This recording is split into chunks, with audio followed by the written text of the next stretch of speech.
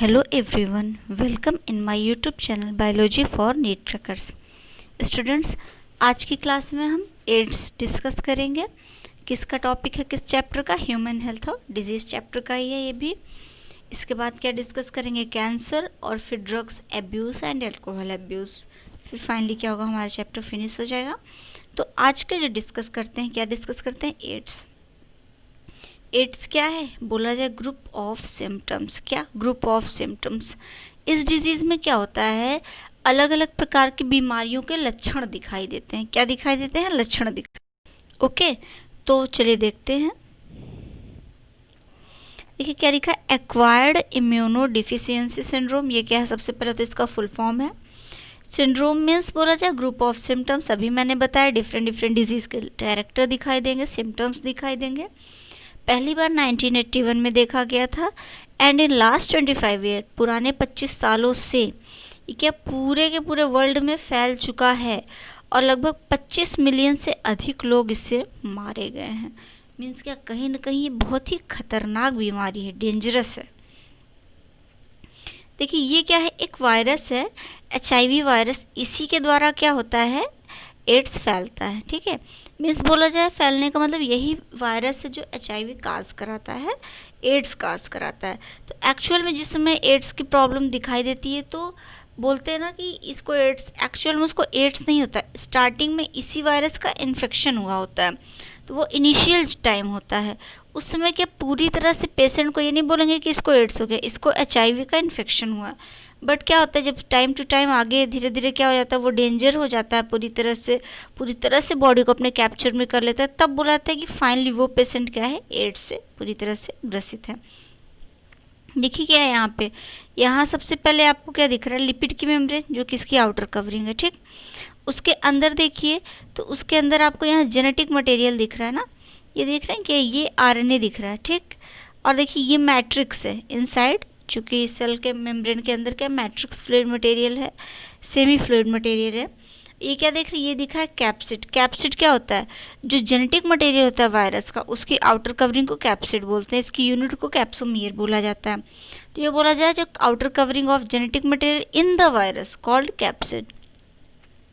तो सबसे बाहर लिपिड की मेम्ब्रेन हो गई, फ्लूइड मटेरियल मैट्रिक्स हो गया, आउटर कवरिंग कैप्सिड हो गया, और जेनेटिक मटेरियल RNA हो गया। ठीक, इसके साथ साथ यहीं पे एक एंजाइम पड़ा, रिवर्स ट्रांसक्रिप्टेज। कौन सा? Reverse transcriptase. इसकी स्टोरी आगे मैं आपको बताऊंगी कि इसका काम क्या है। इसके अलावा देखिए जहाँ पे लिपिड की मेम्ब्रेन है, तो एक्चुअल में क्या होता है, जो लिपिड की मेम्ब्रेन होती है उसमें क्या होता है, लिपिड का, और बोला जाए कहीं ना कहीं सेल, जो अगर देखें कि आउटर कवरिंग में, तो लिपिड और प्रोटीन दोनों से मिलके ही क्या होता है, सेल की मेम्ब्रेन, या बोला जाए कि आउटर मेम्ब्रेन बनती है। तो यहाँ पे देखिए क्या है GP41, ग्लाइकोप्रोटीन 41, और ऊपर क्या है GP ग्लाइकोप्रोटीन 120। एक्चुअल में क्या होता है ना, ये जो ग्लाइकोप्रोटीन बोला जा रहा है, ये इसका बेसिक बोला जाए टेल रीजन क्या है, GP41 है, और हेड रीजन क्या है, GP120 है। तो ये जो हेड रीजन है ना, GP120, एक्चुअल में क्या होता है, ये हमेशा यही यूनिट नहीं होती है, ये चेंज होती रहती है। ठीक है, ये ग्लाइकोप्रोटीन, ये बाहर वाला बस ये GP41, ये जो आउटर देख रहे हैं, ये यही बार बार क्या हो जाता है, गिर जाता है, बोलते हैं टूट के गिर जाता है, और फिर इसकी जगह कुछ नया बन जाता है। तो बोलते हैं ना कि एड्स के भी तो कोई दवा नहीं बनी है। रीजन क्या है, देखिए कि यही जो GP ग्लाइकोप्रोटीन 120, जब ये चेंज हो जाएगा, कब चेंज हो जाए पता ही नहीं चलता है। तो एग्जैक्ट फिक्स मेडिसिन इसीलिए बन नहीं पा रही है इसकी, है ना, क्योंकि क्या हो रहा है, ये बार बार चेंज हो जा रहा है। ये रीज़न है। इसके अलावा और भी बहुत से रीज़न है, बट आपके नॉलेज के लिए तो यही बेस्ट है। ठीक है, तो चलिए, ये आपने क्या देखा, आपने देखा यही क्या है, HIV वायरस है, जो कि क्या करता है, एड्स काज करता है।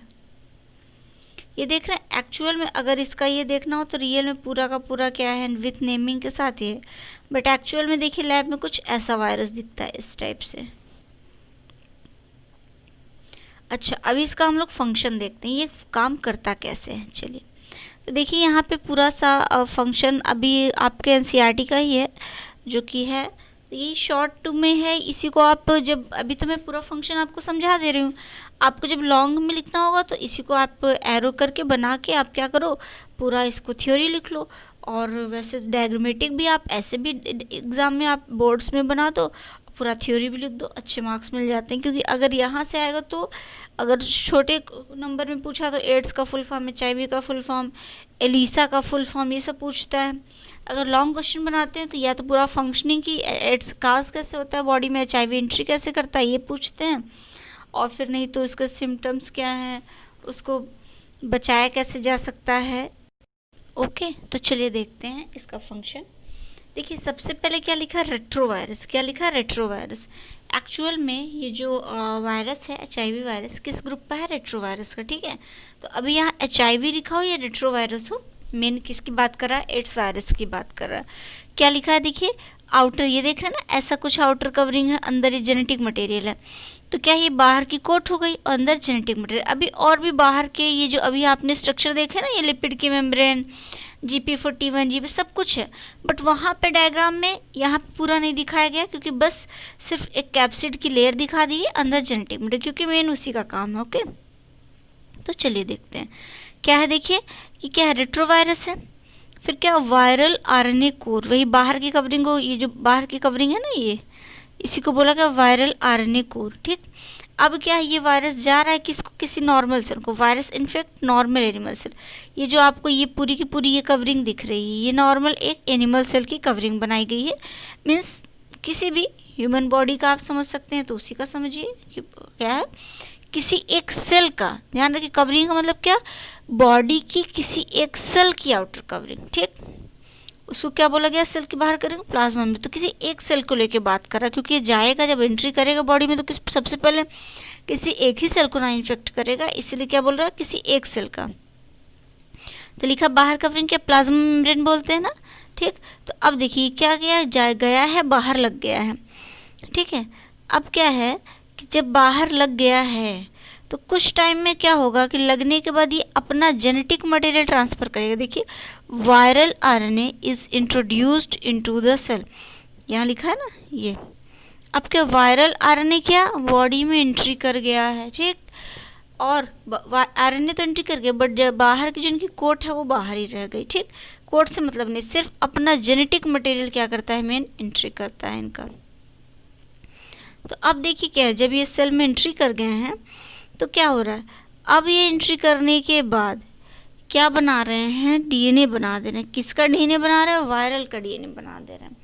अब इसको थोड़ा सा सुन लीजिए आप कहानी।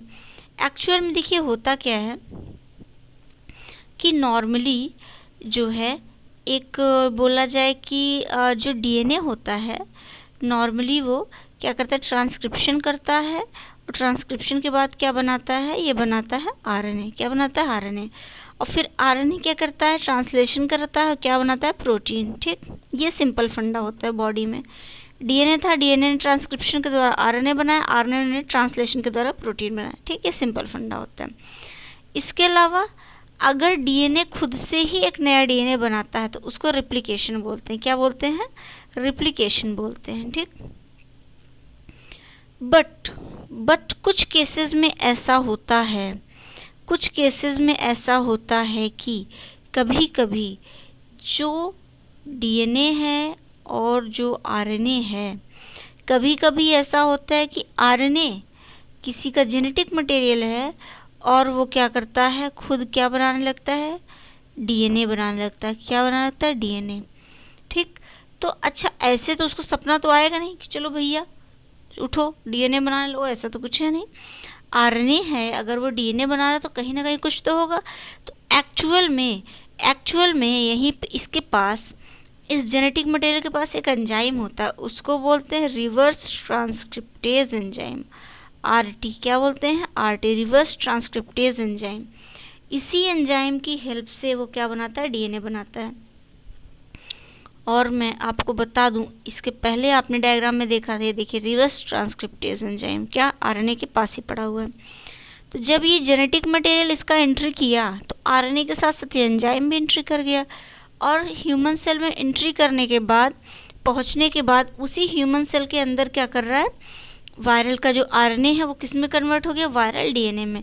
देखिए आगे का, viral DNA is produced by reverse transcriptase enzyme ध्यान रखिएगा ये जो डीएनए बन रहा है कब बन रहा है, जब वायरल आरएनए ह्यूमन बॉडी की सेल में एंट्री कर गया तब बन रहा है। ठीक, अब देखिए क्या है, अब जब डीएनए बन गया तो इस सेल में अपना न्यूक्लियस होगा, ये देख रहे हैं न्यूक्लियस है, और इनका अपना भी डीएनए है, इस सेल का भी तो डीएनए होगा पहले से।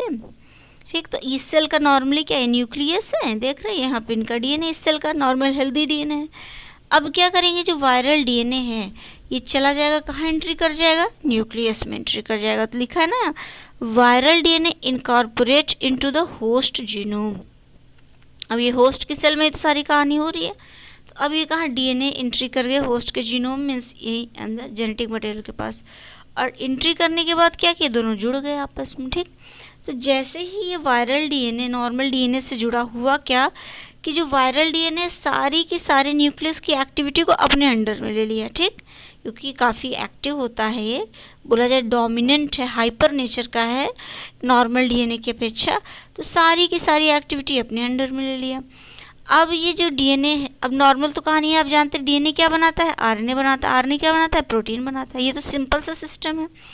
अब जब ये डीएनए इससे जुड़ गया तो अब ये क्या करेगा, ये आगे आरएनए बनाने लगेगा, वैसा ही आरएनए बनाएगा जैसा इसको बनाना चाहिए। तो ये कैसा बनाएगा, ये बनाएगा वायरल आरएनए, क्योंकि एक्चुअल में ये कहाँ से बना है, ये वायरल डीएनए वायरल आरएनए से ही बना था। तो ये ऐसे ही क्या करेगा, ढेर सारे वायरल आरएनए बनाने लगे। देखिए न्यू वायरस, तो new viral RNA produced by infected cell, ये देख रहे हैं ये क्या वायरल आरएनए बनने लगा। अब ऐसे एक ने ढेर सारे वायरल आरएनए बनने लगेंगे, देख रहे ढेर सारे वायरस क्या हैं, ये सारे के सारे प्रोड्यूस हो गए हैं, और फिर क्या करेंगे, जाएंगे और किसी और सेल को क्या करेंगे, इन्फेक्ट करेंगे। लिखा है ना, new virus can infect other cell. यहाँ देखिए एक नोट पॉइंट लिखा है, infected cell can survive while virus are being replicated and released. ठीक, अब जो है इन्फेक्टेड से सर्वाइव कर रही है, धीरे धीरे किसी तरह मैनेज कर रही है, सर्वाइव जब तक कर सकेगी करेगी, नहीं तो क्या हो जाएगा, उस सेल की डेथ हो जाएगी। वो अगल बगल वाली सेल को भी वायरस से इन्फेक्टेड कर रही है, और इसके अलावा ये वायरस क्या हो सकते हैं, रिलीज होंगे, दूसरे सेल में जाएंगे, और अगर किसी और बॉडी के संपर्क में आ गए तो वहाँ भी एंट्री कर जाएंगे। ठीक, ऐसे ही क्या हो जाता है, एचआईवी का इन्फेक्शन हो जाता है। ओके, चलिए देखिए यहाँ लिखा है, AIDS caused by HIV human immunodeficiency virus. अभी मैंने बताया ग्रुप ऑफ वायरस, रेट्रोवायरस बता चुकी हूँ।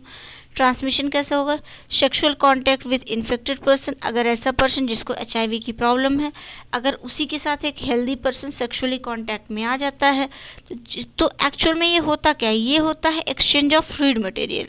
फ्लूइड मटेरियल से अगर बॉडी में एंट्री कर गए हैं तो क्या हो जाएगा, एड्स से ग्रसित हो जाएंगे। ओके, तो बोला जाए कि ऐसा पर्सन जिसको एचआईवी का इन्फेक्शन हुआ है, उसका फ्लूइड मटेरियल किसी हेल्दी पर्सन के कांटेक्ट में नहीं आना चाहिए। Fluid material in the sense बोला जाए कि जेनेटिक फ्लूइड मटेरियल या ब्लड, ये सब। नेक्स्ट क्या देखिए, by transfusion of contaminated blood and blood product. Contaminated means क्या, एचआईवी इन्फेक्टेड ब्लड और ब्लड प्रोडक्ट्स अगर किसी से हेल्दी पर्सन कांटेक्ट में आ गए तो भी फैल सकता है। बाय शेयरिंग और infected needle as in the case of intravenous drug. अब देखिए कुछ लोग जो ड्रग का यूज़ करते हैं वो इंजेक्शन के थ्रू ड्रग्स लेते हैं। ठीक, अब जब वो इंजेक्शन एंट्री किया है बॉडी में तो इसकी जो नीडल है वो बॉडी के फ्लूइड को अंदर टच की है। अभी क्या उस पे नीडल पे क्या कुछ पार्टिकल्स वायरस के चिपक जाते हैं, अगर वो एचआईवी इन्फेक्टेड था। अब उसी नीडल से कोई और भी नॉर्मल पर्सन क्या ले रहा है, ड्रग्स ले रहा है, तो क्या हो जाएगा, उसी के थ्रू क्या हो जाएगा, दूसरे की बॉडी में एंट्री कर जाएंगे। नेक्स्ट देखिए क्या, from infected mother to her child through placenta. आप जानते हैं मदर और चाइल्ड के बीच में जो एक्सचेंज होता है मटेरियल का, किसके थ्रू, प्लेसेंटा के थ्रू होता है। तो अब जो भी मटेरियल है, फ्लूइड मटेरियल तो एंट्री करते ही हैं बेबी में, उसमें क्या होता है, उसमें उसके साथ साथ वायरस भी चले जाएंगे तो बेबी को भी प्रॉब्लम हो सकती है। अच्छा, इसका टेस्ट क्या, एलिसा टेस्ट। इसका फुल फॉर्म पूछा गया, enzyme linked immunosorbent test. ELISA test इसके लिए किया जाता है, इसको क्या है, इसी से जज किया जाता है। इसके लिए ट्रीटमेंट के लिए एंट्री रेट्रोवायरल, क्योंकि रेट्रोवायरस से हो रहा है तो इसके अपोजिशन में entry retroviral drug. But actual में सही मायने में देखा जाए तो ये कुछ टाइम तक ये ड्रग रोक के रख सकता है, एचआईवी के इन्फेक्शन को धीमा कर सकता है, बट पूरी तरह से सही नहीं कर सकता। Prevention of AIDS, AIDS has no cure, इसका कोई बचाव नहीं है। Prevention is the best option, सुरक्षित रखिए अपने आप को, ये बेस्ट ऑप्शन है। देखिए हमारी कंट्री में national AIDS control organization NACO and non governmental organization NGOs are doing educated people, lot of educated people about AIDS. बहुत से लोगों को देखिए, आप अभी भी देखते हैं कि काफ़ी एडवर्टाइजमेंट के थ्रू लोगों को जागरूक किया जाता है। आप टीवी में देखिए, न्यूज़पेपर में देखिए, रेडियो में, एवरीवेयर ज़्यादातर क्या गवर्नमेंट इसके लिए अवेयर करती है लोगों को कि हाँ आप जानिए कि कैसे प्रॉब्लम होती है, इसका सॉल्यूशन क्या है, लोगों को एजुकेटेड करती है इसके लिए। ठीक है, पहले लोग इसको बहुत गलत मानते थे कि अरे ये क्या बता रहे हैं, बट रियल में देखा गया तो ये सही बात है। अगर उन लोगों को पहले ही नॉलेज होती तो काफ़ी लोग इससे इन्फेक्शन से बच जाते हैं। देखिए WHO has started a number of program to prevent the spreading HIV virus.